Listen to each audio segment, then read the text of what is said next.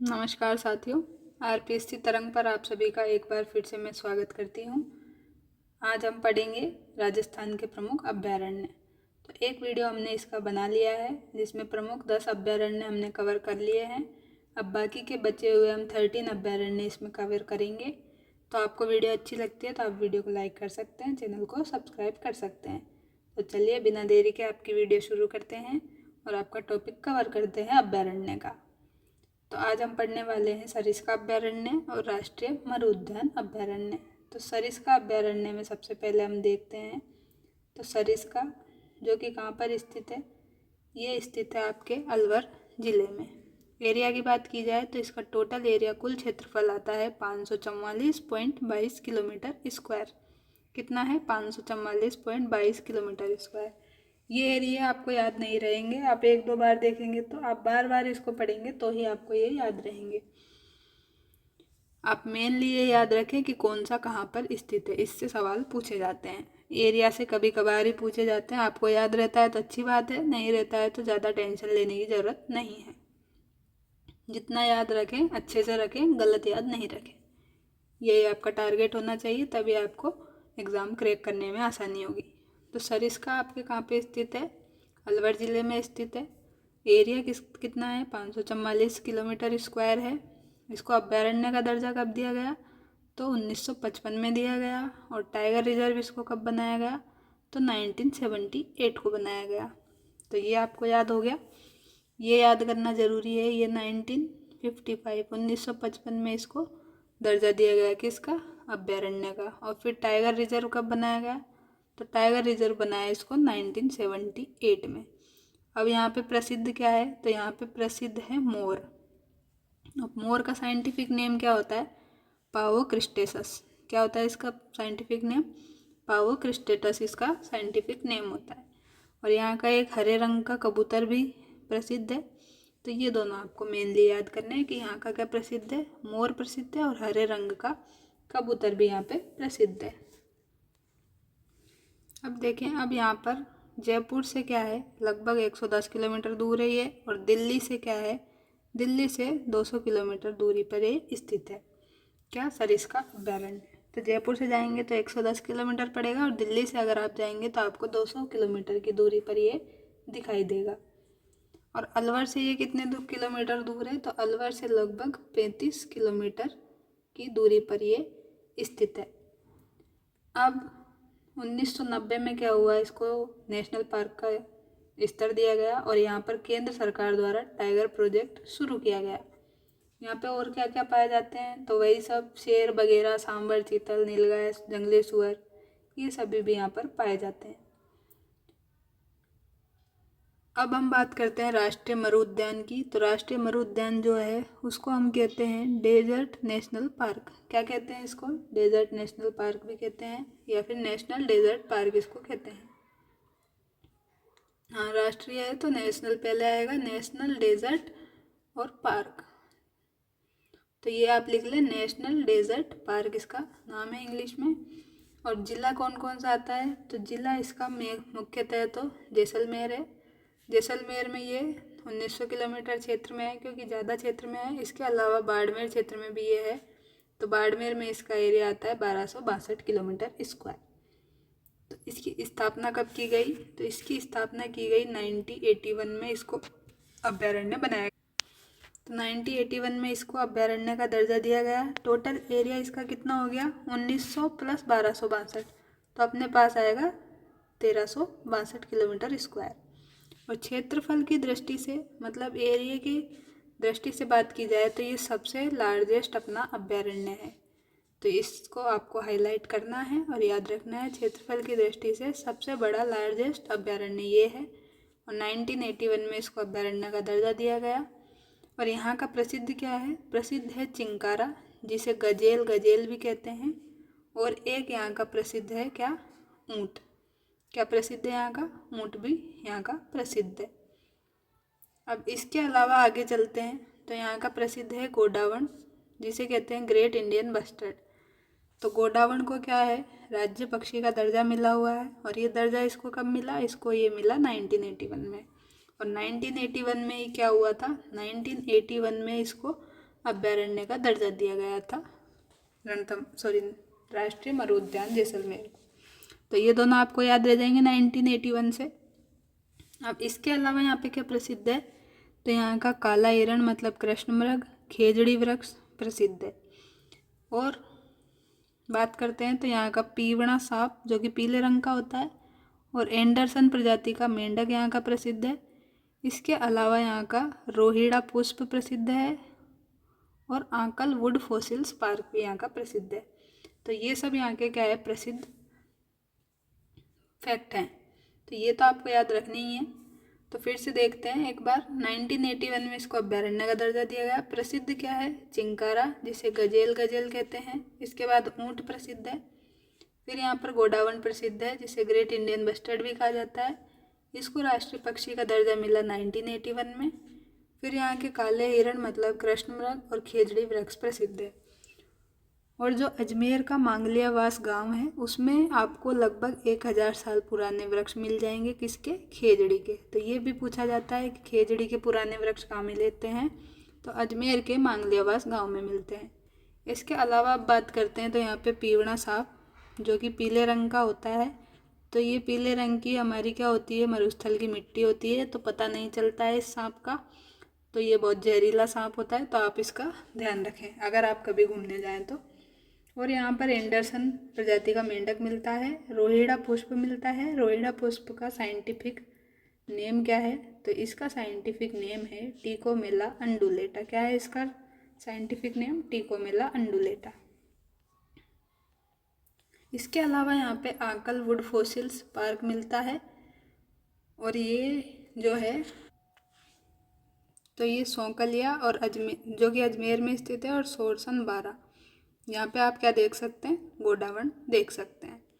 इसके अलावा हमने पहले पढ़ा था प्रोजेक्ट गोडावण। तो प्रोजेक्ट गोडावण कहाँ पे शुरू किया गया, जैसलमेर से शुरू किया गया, क्योंकि यहाँ पे ये राष्ट्रीय मरु उद्यान स्थित है। तो यहाँ से शुरू किया गया, किसको बचाने के लिए, गोडावण को बचाने के लिए।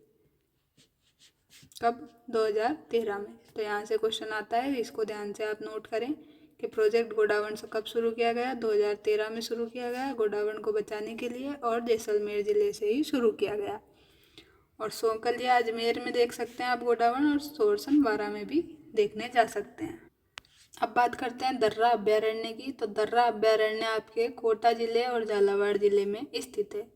टोटल एरिया इसका आता है 227.63 किलोमीटर स्क्वायर। दर्रा कहाँ स्थित है, कोटा और झालावाड़ ज़िले में स्थित है। एरिया इसका है 227.63 किलोमीटर स्क्वायर। इसके बाद आता है शेरगढ़। शेरगढ़ आपके 12 ज़िले में स्थित है। इसका एरिया आता है लगभग 81 किलोमीटर स्क्वायर। अब बात कर लेते हैं केला देवी की। तो केला देवी सेंचुरी जो है अभयारण्य आपका है करौली में और सवाई माधोपुर ज़िले में। तो केला देवी का मंदिर भी कहाँ स्थित है, करौली ज़िले में। तो ये आपको याद रह जाएगा। और करौली के पास में ये सवाई माधोपुर ज़िले से भी इसकी सीमा लगती है, इसलिए ये सवाई माधोपुर ज़िले में भी आता है केला देवी अभयारण्य। टोटल एरिया इसका हो गया है अब 676.82 किलोमीटर स्क्वायर। इसका नामकरण कब किया गया था, इसका नामकरण 1983 में इसका नामकरण किया गया था। ये कोई इतना इम्पोर्टेंट क्वेश्चन नहीं है, फिर भी मैंने आपको जानकारी के लिए बता दिया। और ये रणथंभौर के जंगल के आसपास होता है, इसलिए यहाँ पे बाघ वगैरह पाए जाते हैं। इसलिए यहाँ पर क्या पाए जाते हैं, और बाकी के बगेरे, रीछ, जरक, सांबर, चीतल, नीलगाय आदि वन्यजीव यहाँ पे केला देवी सेंचुरी में देखने को मिलते हैं। अब हम पढ़ते हैं भैंसरोडगढ़ अभयारण्य। तो ये कहाँ पे स्थित है, भैंसरोडगढ़ आपको पता ही है चित्तौड़गढ़ ज़िले में स्थित है, क्योंकि हमने भैंसरोडगढ़ दुर्ग भी पढ़ा था जो भी कहाँ स्थित था, ये हमारे स्थित था चित्तौड़गढ़ ज़िले में। तो इसका एरिया कितना है, इसका एरिया 201 किलोमीटर स्क्वायर है। ये प्रसिद्ध क्यों है, तो ये प्रसिद्ध है घड़ियालों के लिए। और ये क्या है, राणा प्रताप सागर बांध के जल भराव क्षेत्र में स्थित है। क्या है ये, राणा प्रताप सागर के बांध के जल भराव क्षेत्र में स्थित है। अब इसके बाद में बात करते हैं टोडागढ़ रावली सेंचुरी की। तो ये टोडागढ़ कहाँ स्थित है, टोडागढ़ आपके राजसमंद, पाली और ब्यावर क्षेत्र में स्थित है ये। और एरिया इसका है लगभग 445 किलोमीटर स्क्वायर। तो ये सब हमने फैक्ट जो लिए हैं आपके राजस्थान टूरिज्म बोर्ड की साइट से ही लिए हैं, तो आप इनको याद कर सकते हैं, इसमें कोई आपकी गलती नहीं है। टोडागढ़ रावली क्षेत्र कहाँ पे है? राजसमंद, पाली और ब्यावर जिले में है। पहले ये अजमेर में आता था, लेकिन अब अजमेर ज़िले में नहीं आकर के ब्यावर को नया ज़िला बना दिया गया, इसलिए ये ब्यावर में आता है। इसके बाद में हमें पढ़ना है रामगढ़ विस्तारी अभ्यारण्य, जो कि आप पढ़ ही चुके हैं। कहाँ पे स्थित है? बूंदी में स्थित है। एरिया इसका 303 किलोमीटर स्क्वायर है। फिर आता है बंद बरेठा। बंद बरेठा सेंचुरी आपके 171 किलोमीटर स्क्वायर में फैली है और भरतपुर ज़िले में स्थित है। तो ये आपको याद रखना है इसकी लोकेशन। बंद बरेठा कहाँ स्थित है? तो भरतपुर में स्थित है। और पक्षियों का घरौंदा इसको कहते हैं। तो ये थोड़ा सा इम्पोर्टेंट हो जाता है, तो इसको इम्पोर्टेंट मार्क कर लेते हैं।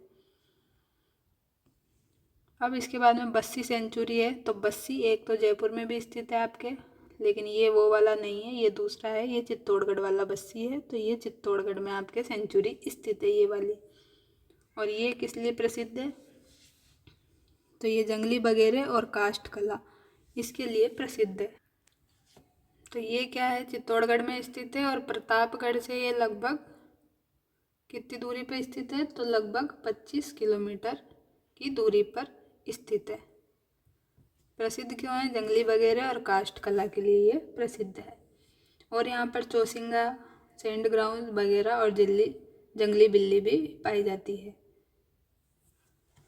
अब बात करते हैं हम इनकी, जो कि हमारे बचे हुए हैं। तो 3 अपने जो अभ्यारण्य हैं जो धौलपुर ज़िले में स्थित है, तो वो तीनों मैंने एक साथ लिखे हैं, राम सागर, वन विहार और केसर बाग। तो राम जी वन में गए केसर लेने, इस ट्रिक से आप इसको याद कर सकते हैं। ये ट्रिक लिखें, राम जी, ये लिख लें, केसर लेने वन में गए।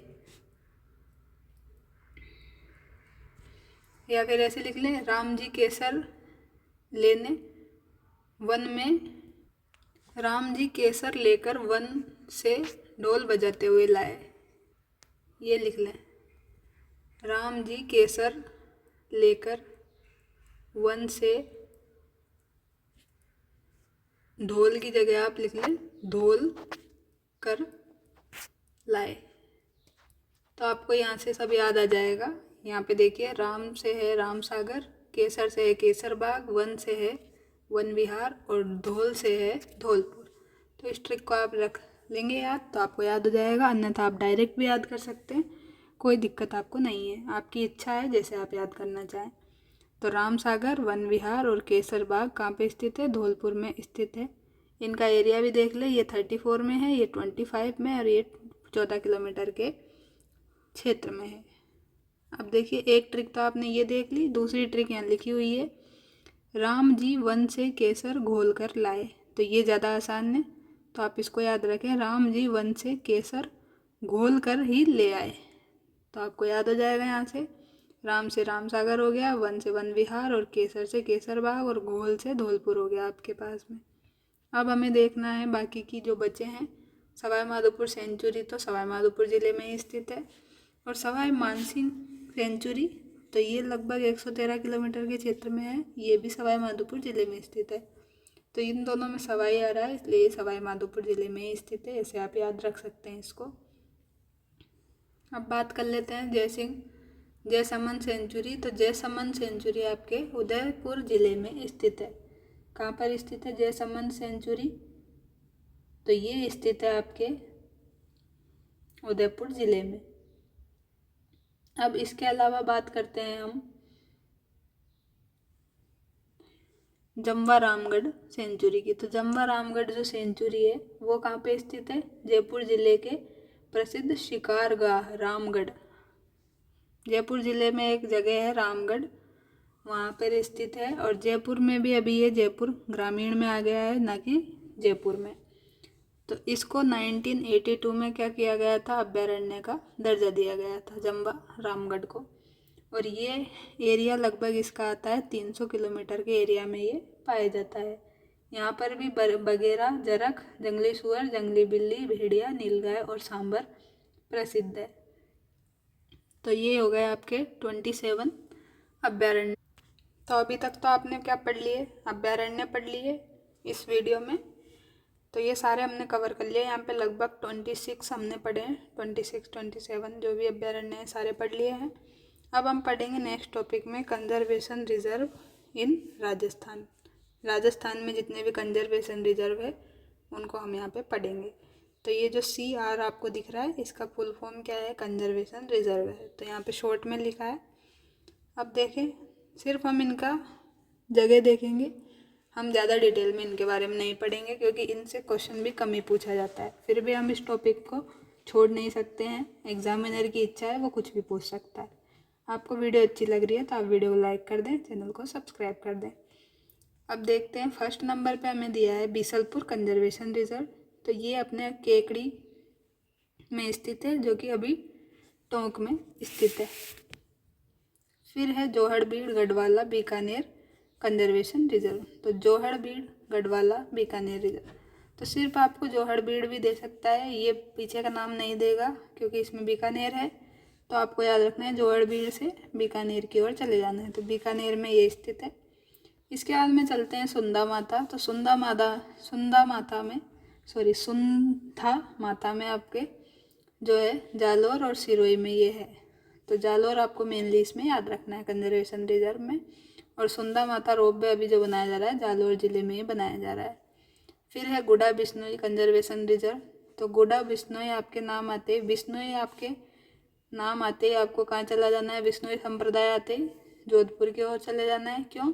क्योंकि बिश्नोई संप्रदाय ने ही खेजड़ी आंदोलन चलाया था खेजड़ी वृक्ष की रक्षा के लिए। तो ये आपको आराम से याद रह जाएगा, गुडा बिश्नोई से जोधपुर। अब आप चले शाकंभरी की ओर। तो शाकंभरी जो है ये आपके सीकर में स्थित है। शाक और यहाँ पे सीक, तो शाक से सीक हो गया, ये सीकर हो गया। और नीम का थाना को अभी नया जिला बनाया गया इसलिए नीम का थाना भी इसमें शामिल है, पहले सिर्फ इसमें सीकर आता था। अब आपके पास है गोगेलाव कंजर्वेशन रिजर्व। तो ये है नागौर में स्थित। तो यहाँ पे अभी आपको गो दिखाई दे रहा है, यहाँ पे नागौर में भी आपको गो दिखाई दे रहा है। तो आप याद रख सकते हैं गोगेलाव से नागौर। फिर है आपके पास बीड़ झुंझुनू कंजर्वेशन रिजर्व। तो इसमें झुंझुनू आ गया इसलिए आप झुंझुनू याद रख लें। कभी कभी एग्जामिनर झुंझुनू नहीं देता है, सिर्फ बीड़ कंजर्वेशन रिजर्व देता है, तो आपको फिर भी झुंझुनू ही टिक करना है। अब बात करते हैं रोटू कंजर्वेशन रिजर्व। तो ये सबसे स्मॉलेस्ट है। तो ये भी नागौर जिले में स्थित है। नागौर में आपने क्या पढ़ा था, अभी गोगेलाव पढ़ा था, अब ये पढ़ा आपने रोटू। तो रोटू जो है स्मॉलेस्ट है, सबसे छोटा कंजर्वेशन रिजर्व है। इसका एरिया सिर्फ 0.72 किलोमीटर स्क्वायर ही है, 1 किलोमीटर का एरिया भी इसका पूरा नहीं है। इसके बाद में आपके आता है उम्मेदगंज पक्षी विहार। तो उम्मेदगंज जो है वो कोटा जिले में स्थित है और ये लगभग 2.72 किलोमीटर स्क्वायर के क्षेत्र में फैला हुआ है। इसके बाद में आपके पास में दो है, जवाई बांध फर्स्ट और जवाई बांध सेकंड कंजर्वेशन रिजर्व। तो ये दोनों ही जवाई बांध का नाम आते हैं, आपको पाली की तरफ चले जाना है, तो पाली जिले में ये स्थित है। इसके बाद में आते हैं बांसलियावाल। बांसलियावाल के भी दो है, फर्स्ट और सेकंड। तो बांसलियावाल आपके नाम आते हैं, आपको नीम का थाना की ओर चले जाना है, तो नीम का थाना में ये स्थित है। फिर अपने आती है मनसा माता। तो मनसा माता जो है इनका मंदिर वैसे सीकर में स्थित है, लेकिन अभी ये नीम का थाना जिले में आ गई है, तो नीम का थाना में स्थित है और ये झुंझुनू में स्थित है।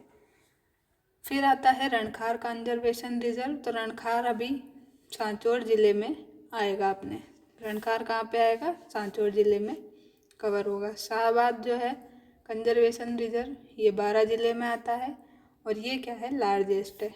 अभी तो आपने क्या पढ़ा था, स्मॉलेस्ट पढ़ा था रोटू, और ये है लार्जेस्ट, तो इसको भी आप हाईलाइट कर लें। शाहबाद जो है ये अपने पास लार्जेस्ट कंजर्वेशन रिजर्व है जो कि 12 जिले में स्थित है। और ये रोटू आपने देखा था अभी, नागौर जिले में स्थित है और स्मॉलेस्ट है। अब एक आती है शाहबाद तलहटी। ये तो शाहबाद कंजर्वेशन रिजर्व है और इसी के नाम पे आती है शाहबाद तलहटी। इसमें तलहटी ऐड है, लेकिन दोनों ये 12 जिले में स्थित है। लेकिन शाहबाद तलहटी का एरिया 178 किलोमीटर है और सिर्फ शाहबाद जो है उसका 189 है, और ये क्या है, लार्जेस्ट है इसीलिए। तो ये हो गए 12 में आपके 2। इसके बाद में है बीड़ घास। तो बीड़ घास फुली का खुर्द। तो बीड़ आपने एक पढ़ा अभी पहले, बीड़ झुंझुनू। तो ये है बीड़ घास फुली का। तो बीड़ घास फुली का के नाम से पूछे तो आपको शाहपुरा की तरफ जाना है। तो ये है शाहपुरा में। फिर आता है बाघ दर्रा। बाघ दर्रा क्रोकोडाइल्स। तो ये थोड़ा पूछा जा सकता है, तो इसको इम्पोर्टेंट कर लेते हैं, बाघ दर्रा क्रोकोडाइल। तो ये है उदयपुर में स्थित। फिर आता है आपके वाडा खेड़ा। तो वाडा खेड़ा जो है, वाडा खेड़ा अपने कहाँ पे आएगा, सिरोही ज़िले में आएगा। फिर आएगी अपने झालाना आमगढ़। Jhalana Amagarh conservation reserve. तो झालाना जो है, झालाना डूंगरी आप याद रखेंगे, आपको याद भी होगा। तो ये कहाँ पे स्थित है, जयपुर ज़िले में स्थित है, इसलिए झालाना आमगढ़ आपको याद रह जाएगा, जयपुर ज़िले में है। अब हमीरगढ़ आया है। तो हमीरगढ़ कंजर्वेशन रिजर्व जो है भीलवाड़ा में स्थित है। कहाँ स्थित है हमीरगढ़, भीलवाड़ा ज़िले में। फिर खरमोर है। खरमोर जो एक पक्षी है, तो खरमोर जो है कंजर्वेशन रिजर्व, ये केकड़ी में स्थित है। केकड़ी अभी टोंक के पास में स्थित है ये, इसको नया जिला बनाया गया है। फिर आता है कुर्जा पक्षी। कुर्जा पक्षी के लिए कुर्जा कंजर्वेशन रिजर्व बनाया है, तो ये फलोदी में बनाया गया है, ये जोधपुर के पास में स्थित है। फिर सोरसन के नाम पे 3 है, फर्स्ट, सेकंड और थर्ड। तो सोरसन फर्स्ट, सेकंड, थर्ड है, जो ये तीनों ही क्या है, सोरसन नाम आते ही 12 आएगा आपके याद में। तो 12 की ओर आपको चले जाना है। अब फिर आएगा महसीर। महसीर जब नाम आएगा तो आपको उदयपुर की तरफ चले जाना है। फिर बीड़ के नाम से अगेन आ गए 2, 3 है। तो बीड़ फतेहपुर जब आएगा तो सीकर जाना है। फतेहपुर सीकर, फतेहपुर सीकरी होगा आपको याद, तो फतेहपुर सीकर, तो फतेहपुर सीकर हो गया। और ये मुहाना नाम आते ही मुहाना मंडी आपको याद होगा, मुहाना मंडी जयपुर में स्थित है, तो ये मुहाना आते ही जयपुर आपको याद हो जाएगा। और फिर बीड़ मुहाना, ये तो क्या है, ए था, बीड़ मुहाना बी भी है, तो ये दोनों ही क्या है, जयपुर में स्थित है। तो बीड़ के नाम से आप कंफ्यूज हो सकते हैं, एग्जामिनर पूछ सकता है। बीड़ के नाम से कितने हो गए, अब देखिए बीड़ फतेहपुर हो गया, तो फतेहपुर आते ही तो सीकर चले जाना है। बीड़ मुहाना ए और बीड़ मुहाना बी, तो मुहाना आते ही आपको जयपुर की ओर जाना है। तो ये तो 3 आपको याद हो गए। एक आपका क्या था, बीड़ झुंझुनू। तो बीड़ झुंझुनू आते ही कहाँ जाना था आपको, झुंझुनू चले जाना है, तो ये 4 हो गए। एक अभी आपने देखा था यहाँ पे, ये बीड़ घास फुली का खुर्द। तो बीड़ घास फुली का खुर्द कहाँ पे, शाहपुरा में स्थित है। तो ये आपके 5 हो गए बीड़ नाम से ही। तो ये सब तो आपको याद रखने हैं, ऐसे ही एग्जामिनर क्वेश्चन फंसाता है। इसके बाद में है बलेश्वर। तो बलेश्वर जब आएगा, बलेश्वर में क्या है, देखिए इसको लिखें बल प्लस ईश्वर। तो ईश्वर से आपको याद रखेंगे, ईश्वर कहाँ पे है, तो ईश्वर सीकर में है, खाटू श्याम जी का मंदिर है यहाँ पर। तो सीकर में है, तो बल ईश्वर, तो ईश्वर से आपको याद रह जाएगा सीकर। तो सीकर से ये सीकर हो गया, और सीकर के पास में ही नीम का थाना है, ये नीम का थाना को नया जिला बनाया गया है। तो ये हो गया आपके याद में बलेश्वर। अब फिर है आमक्र और महादेव लेपर्ड कंजर्वेशन रिजर्व। तो आमरख और महादेव, तो ये दोनों कहाँ पे स्थित है, उदयपुर में स्थित है। तो ये सब आपने याद कर लिया, और इन सब का टोटल एरिया हम अगर काउंट करें तो इनका टोटल एरिया अपने पास में निकल कर आएगा 1450.21 किलोमीटर स्क्वायर। तो इसी के साथ क्या है, ये क्लास अपनी ख़त्म होती है। किस टॉपिक की, इसमें हमने टॉपिक कवर कर लिया था अपना राजस्थान के प्रमुख वन्य जीव अभ्यारण्य, नेशनल पार्क मतलब राष्ट्रीय उद्यान, बायोलॉजिकल पार्क मतलब जैविक उद्यान, मृगवन, सफारी और कंजर्वेशन रिजर्व। तो इन सब टॉपिक से आपके एग्ज़ाम में एक न एक क्वेश्चन तो आता ही है, चाहे कोई सी भी एग्ज़ाम हो, फर्स्ट ग्रेड की हो, सेकंड ग्रेड की हो, या फिर रीट हो, या फिर अन्य प्रतियोगिता परीक्षा हो जो कि राजस्थान कर्मचारी बोर्ड द्वारा कराई जाती है, जैसे कि LDC, CET और भी बहुत सारी।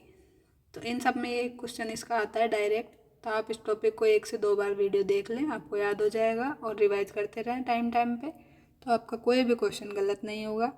और वीडियो अगर आपको अच्छी लगी है तो आपके जो भी दोस्त तैयारी कर रहे हैं उनके साथ शेयर कर सकते हैं और लाभ उठा सकते हैं। वीडियो का PDF आपको टेलीग्राम लिंक पे मिल जाएगा, तो आप टेलीग्राम चैनल को ज्वाइन कर सकते हैं। तो मिलते हैं नेक्स्ट वीडियो में नेक्स्ट टॉपिक के साथ में। तब तक के लिए थैंक यू दोस्तों।